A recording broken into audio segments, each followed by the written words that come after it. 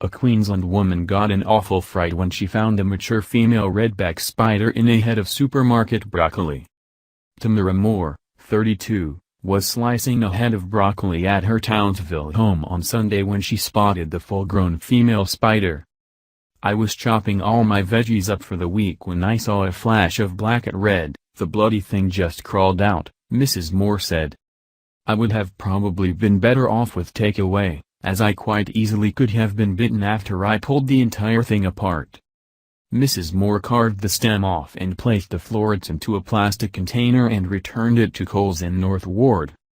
"I called the supermarket so they could go check the rest of their stock and they didn't believe me, so I took the container in and the ladies on the front counter freaked out," she said. "They got the produce manager who said he had heard about it but had never seen it. He asked to keep it so he could show the distribution center team and I said that's fine. I didn't know what to do with it." Mrs. Moore, a commercial lawyer, threw out the rest of the broccoli and admits she is now apprehensive about the vegetable. A Coles spokeswoman said the supermarket chain had quality control procedures in place to avoid such incidents in the supply chain. The company's national quality team is following up with the North Ward supermarket and suppliers to investigate.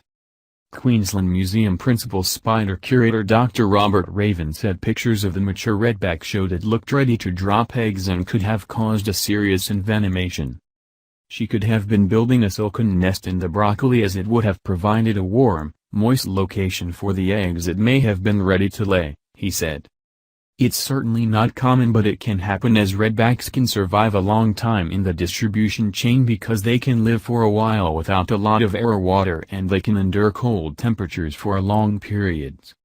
Last year a Woolworths customer complained of finding a redback in broccoli bought on the Gold Coast.